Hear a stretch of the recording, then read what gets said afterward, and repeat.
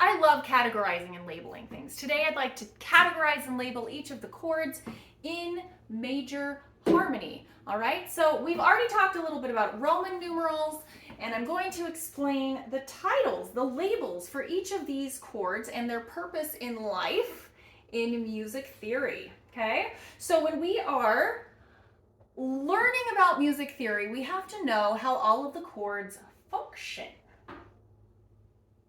See this? The first chord and the most important chord in the entire song, the one we keep coming back to, is the tonic chord. This is based on the first note in the scale. The first scale degree is built on the 1. So if we're in C major, 1 is the C major chord. Okay? Good. 2. 2 is a minor harmony, and we call that the supertonic. Super just means above, so super is just above tonic. Pretty simple. Okay, mediant.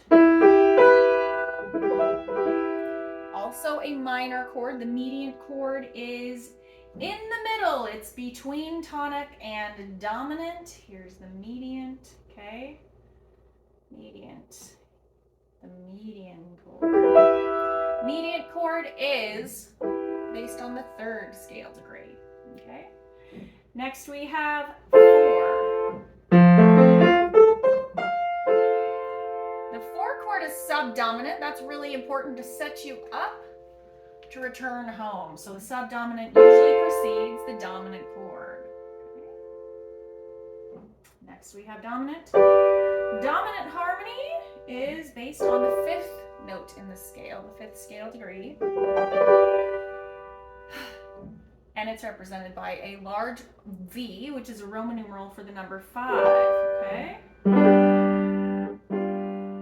Good. Dominant is very, very important in music theory. Dominant almost always sets us up to go back home to tonic. So it's the chord that has the most power. It's usually the one that's the loudest, the strongest, and it takes us back home, so we feel like we finally arrived. Dominant's very important. Next we have the submediant. So kind of related to the mediant. It's the same distance away from tonic, okay? If we continued this pattern up and put a 1 right where it belongs here at the end of the scale, there's a 1 here, and this is below, the same distance away from tonic as the mediant is above tonic. Does that make sense? So anyway, the submediant is the 6th chord scale, okay, submediant. It's minor. And this one we use in deceptive cadences. It's very sneaky. It's a good way that we sometimes will transition to the relative minor. Submediant has a very mellow tone and is usually kind of a distraction from returning home. So we might go through a chord progression. We set up with the subdominant. The dominant, we think we're about to return home to tonic, and then we get a little sneaky submediant instead. That's called a deceptive cadence, where they kind of surprise you and get you in to a minor key instead. All right, submediant. Next we have subtonic. That is the most unstable of all the harmonies.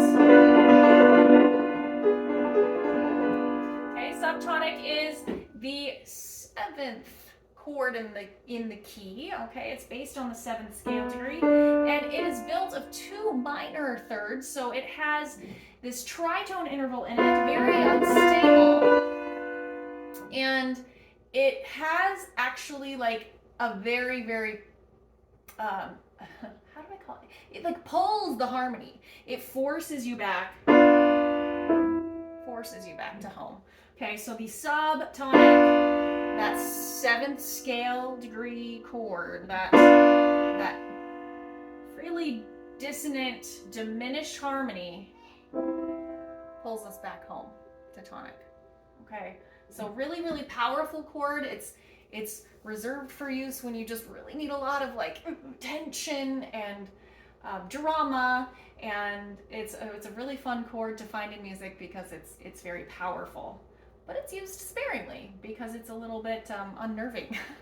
So it depends on the type of music. If you want it to feel peaceful, you're not going to hear the subtonic chord.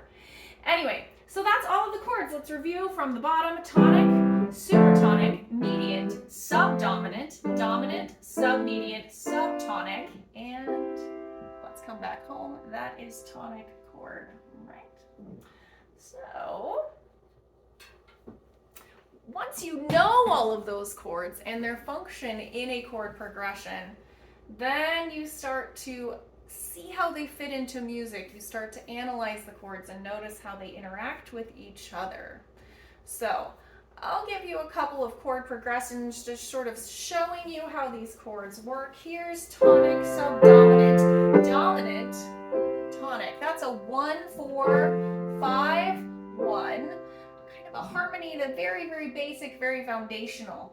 And that's what we kind of come to expect and want to hear. 1, 4, 5, 1.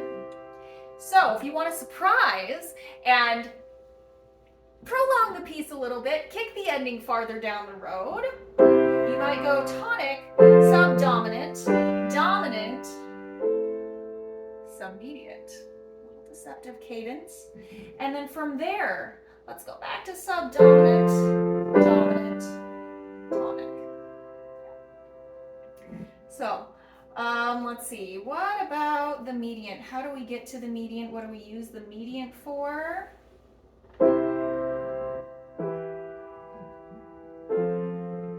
It might be a transitional chord getting us from tonic to another place, all right? So here's tonic.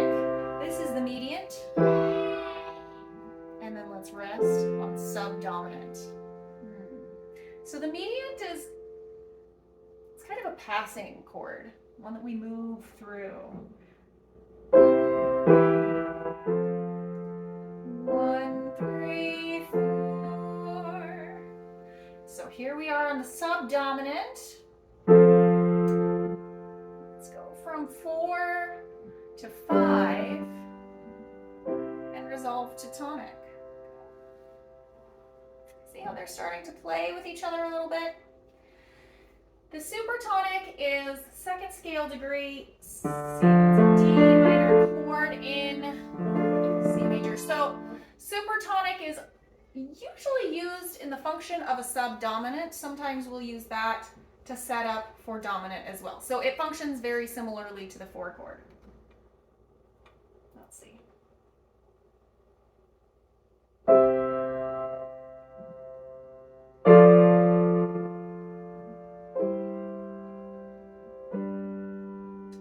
A melody line like that might have a supertonic in it. So here's one. This is a C major chord, right? And then we want to have a sadder sound on this next one. So instead of using this major harmony, we turn it into a minor. Also to support that melody note there, right? Okay, so we've got 1, 2,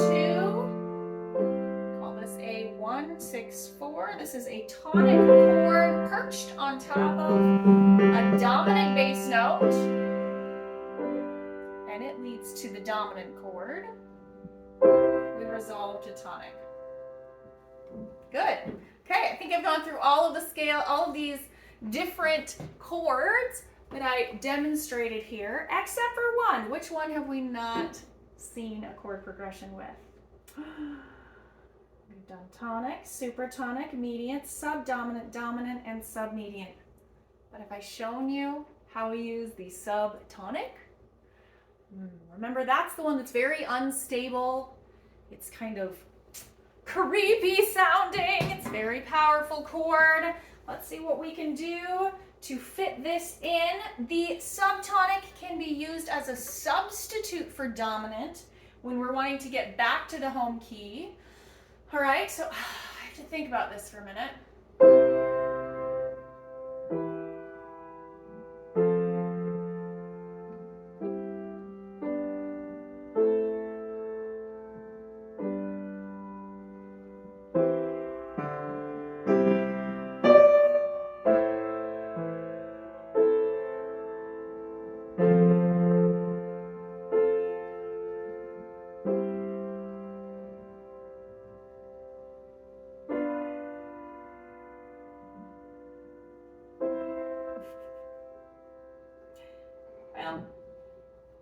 it was. Did you see right there at the very end? So it's something that we can kind of use.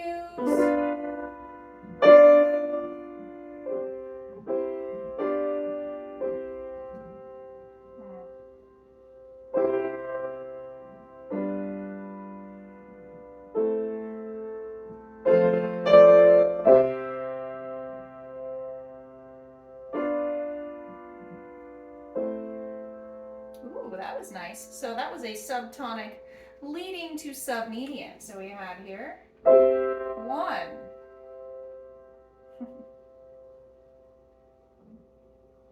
What did I do? There we go. There's the subtonic, and we're resolving in a deceptive way, coming to a submediant.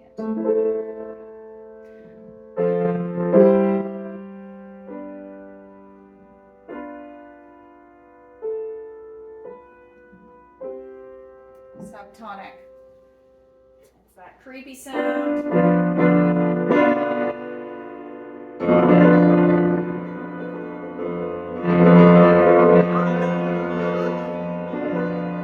Very unstable.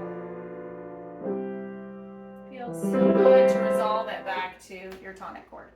Okay, so I hope that just helped to give you a little bit of an introduction to what the different labels for each of the chords are, their purpose in life, in tonal harmony, how they interact with each other, and just sort of a basic introduction of what it means to understand the purpose of each of the chords that we're using in music theory.